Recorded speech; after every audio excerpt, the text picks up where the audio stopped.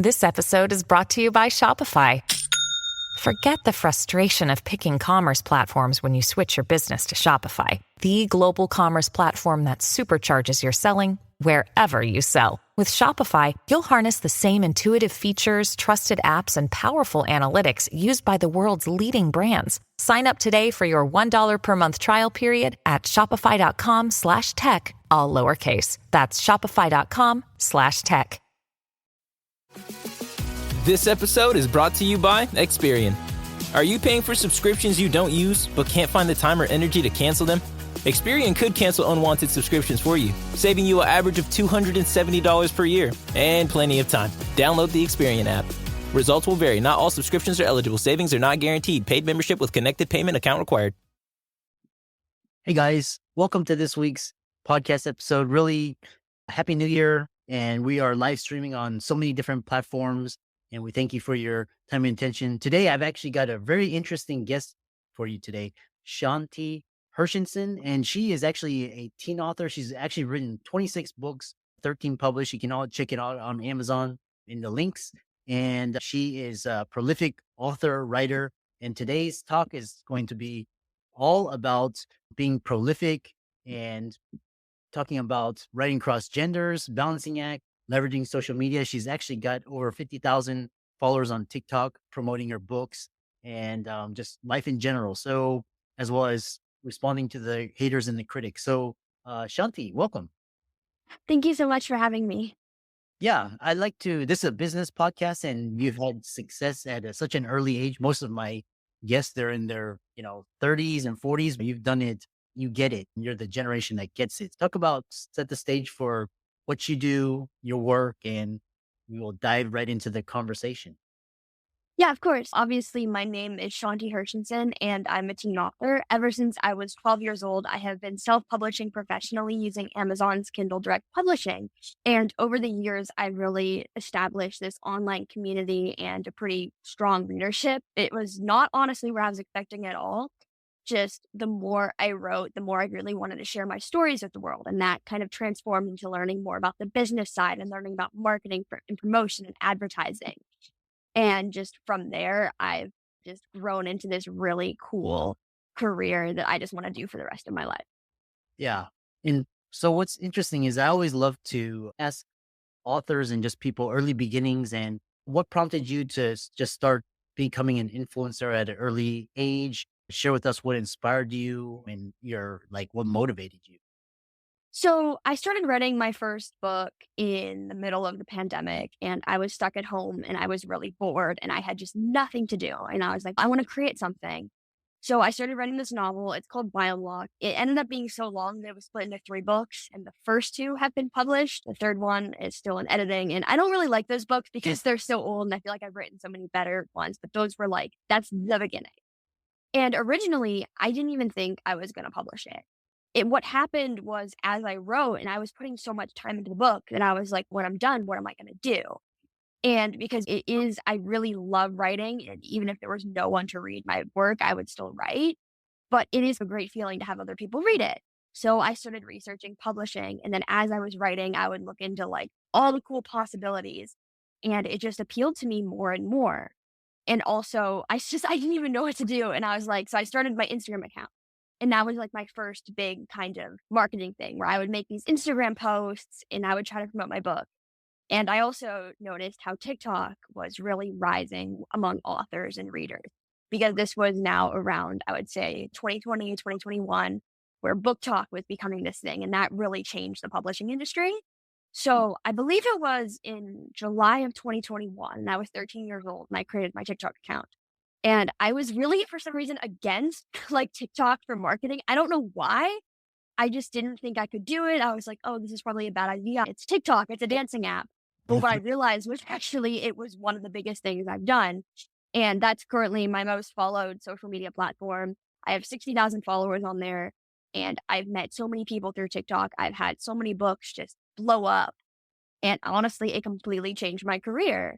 But I was against it for so long.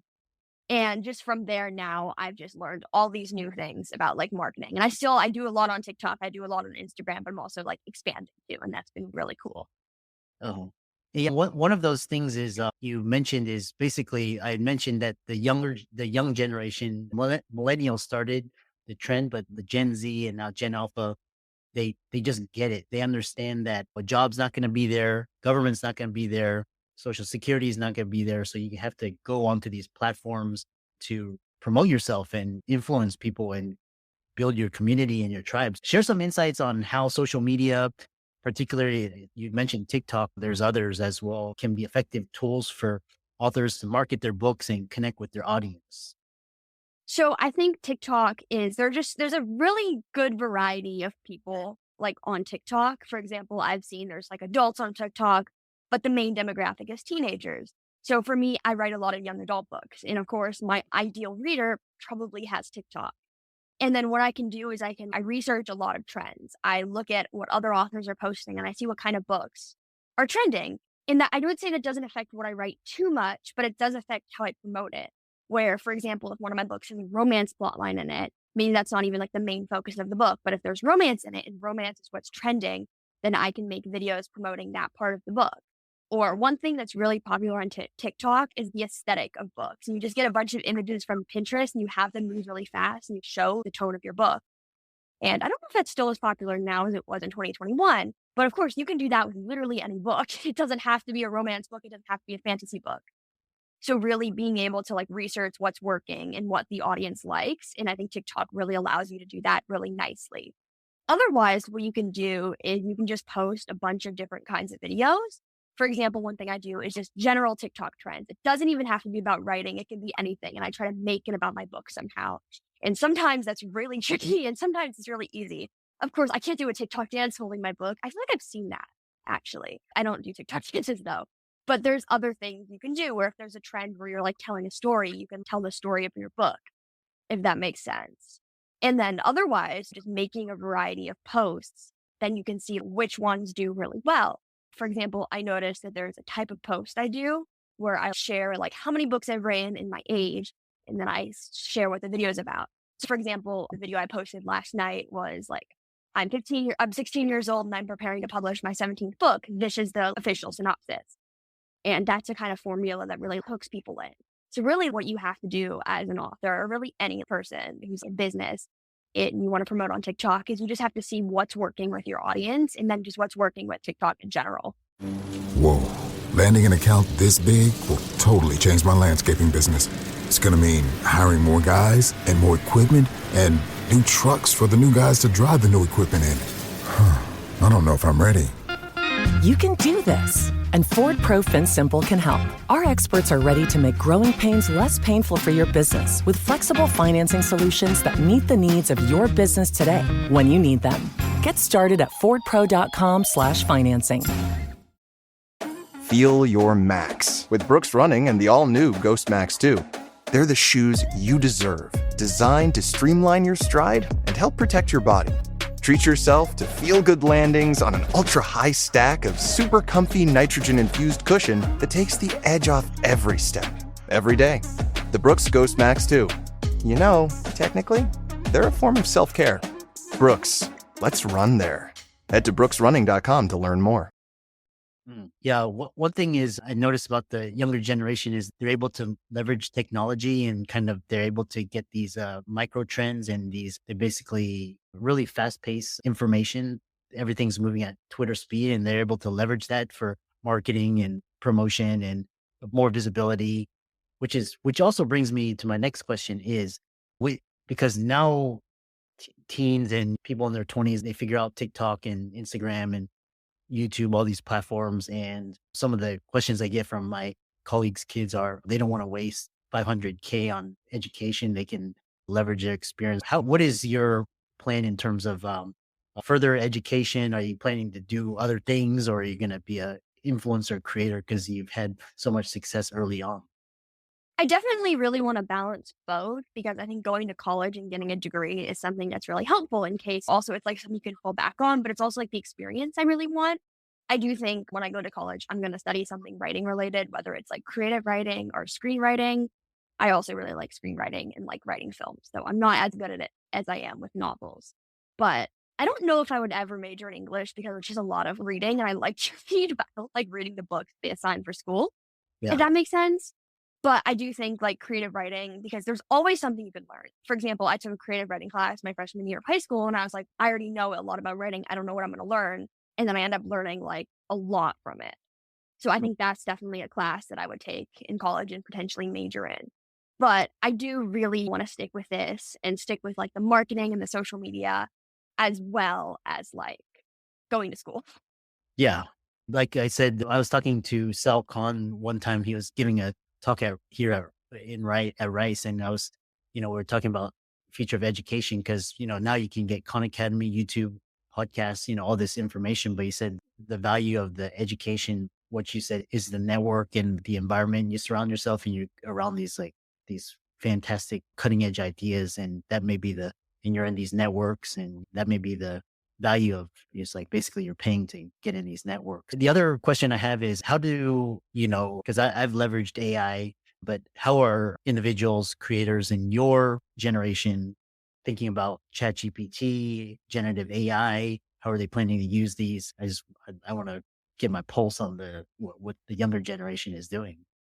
I know a lot of people use AI to help them with their homework. I try not to do that because I don't want it to take away, my like ability to think. But at the same time, I think there are really good ways you can use AI.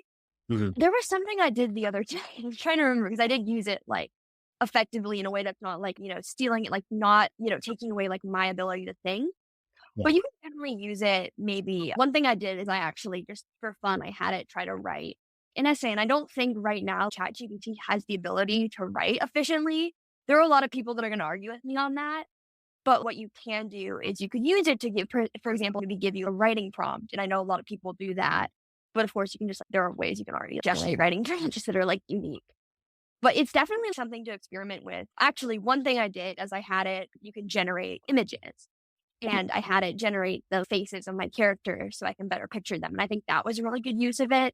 I didn't post the things it generated because I don't want to, because it's so new, there's the risk of stealing from an artist or taking too much inspiration from something else.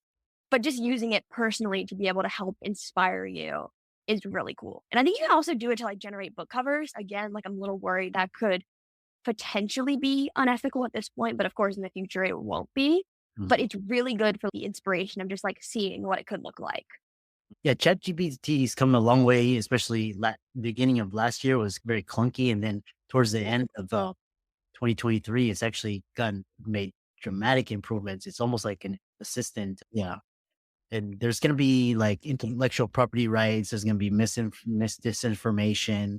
But what you were talking about, how you're using TikTok to scale your marketing and kind of write these micro trends, and AI can actually help you scale that as well. Yeah. Yeah, it's going to be interesting what the younger generation comes up with. It's always next thing is with success comes haters, and there's these. So talking about bullying, but I know you talk a lot about that through literature, and especially with social media, you have trolls and haters and all these losers. So how do you handle that?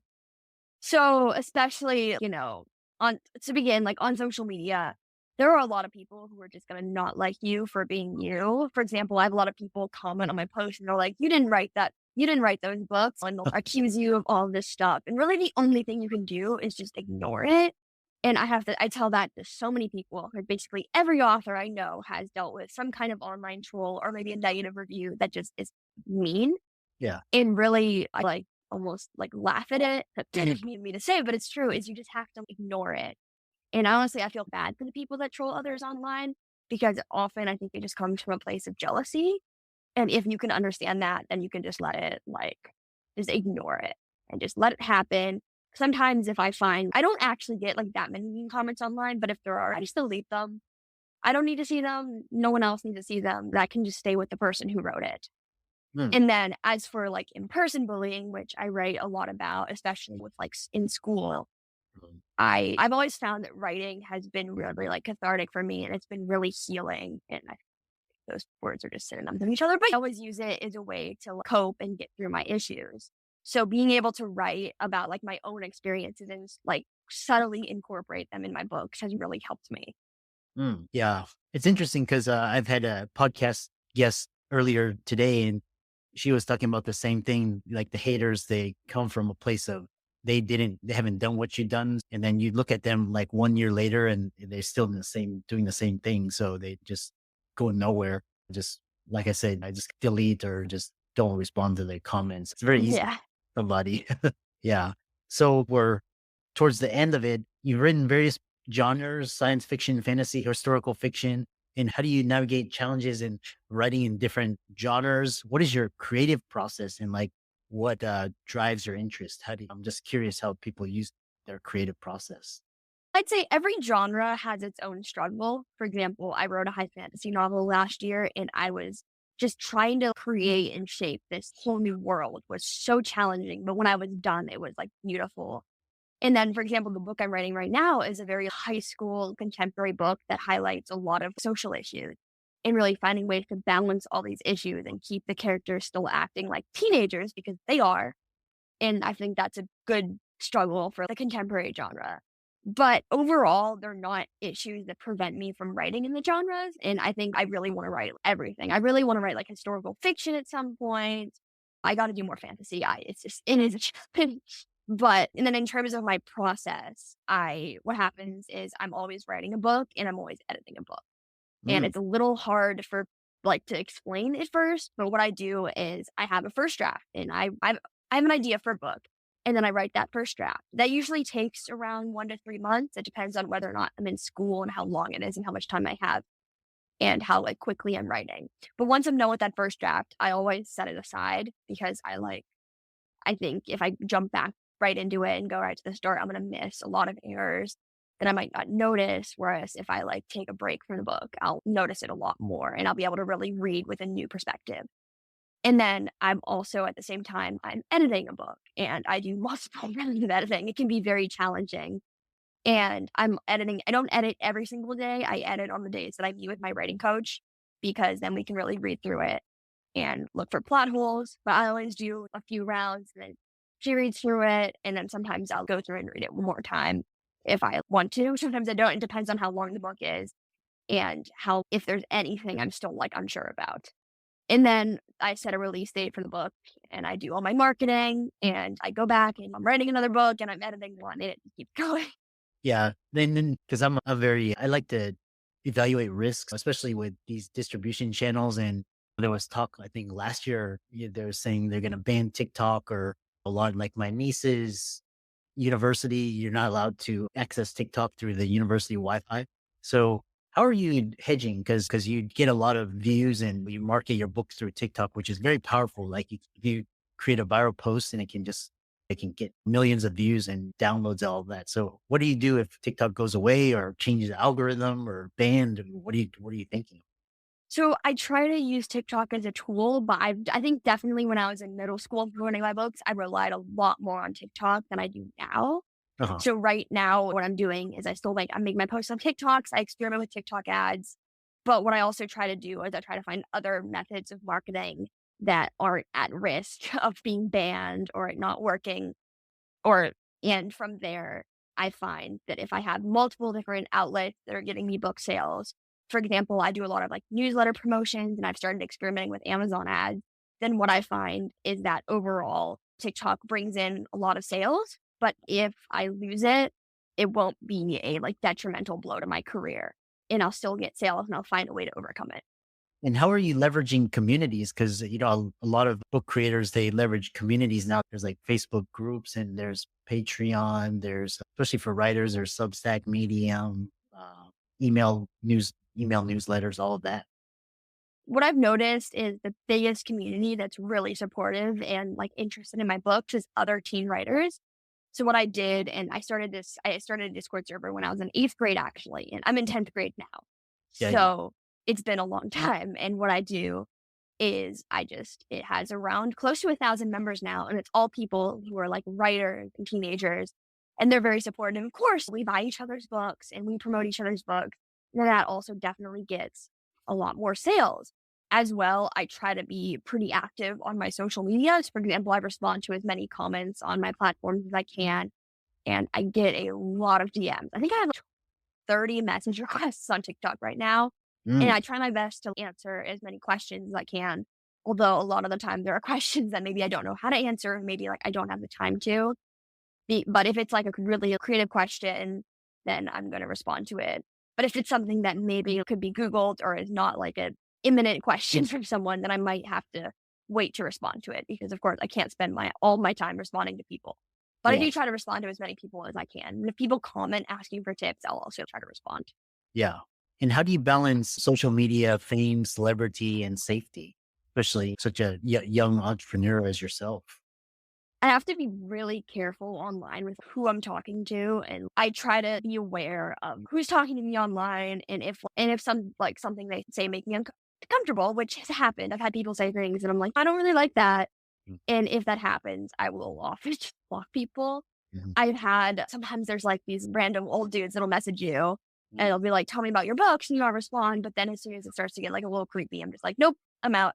Oh, At the same time, I do occasionally do TikTok lives. yeah. And I have to admit, those can be a little risky because anyone can join. And occasionally I've had some people like make me uncomfortable. And, what you do is you just have to restrict them. Or, for example, when like I'm communicating with like designers, like for my book covers or anyone marketing related or podcasters, I try to keep the conversations like strictly professional. Uh-huh. And that can be really tricky sometimes. But I really just try my best to manage everything and make sure nothing is crossing any boundaries for me because I am definitely someone who puts up like boundaries online because I understand the risks and I know there are a lot of teenagers that maybe don't do that. And I also, this extends to my communities too, where we have to make sure that no one under the age of 13 joins as per the Discord terms of service. And we also make sure that anyone over the age of 18 that joins the server is, talking appropriately. So Mhm. really, I keep up boundaries and I try to keep myself safe and then I keep those in my circle safe as well. Mm, yeah. Fascinating. How can people find out more about you, check out your books, follow you on social media, et cetera? Oh yeah. So my everything's available on my website. My website is shantihershenson.com. That's ShantiHershenson.com. You Mhm. can also find me on Instagram, which is at Shanti Hershenson. And then of course, the platform that we talked a lot about, TikTok, my username is just at Shanti Who Writes. Yeah. And for all the audience out there listening, Shanti, very young, successful entrepreneur, has the whole world ahead of her and knows how to leverage technology, social media, trends, AI. And be sure to check out her books on Amazon and follow her on Twitter, TikTok, Insta. And with that, thanks so much for coming onto the podcast. Thank you for having me.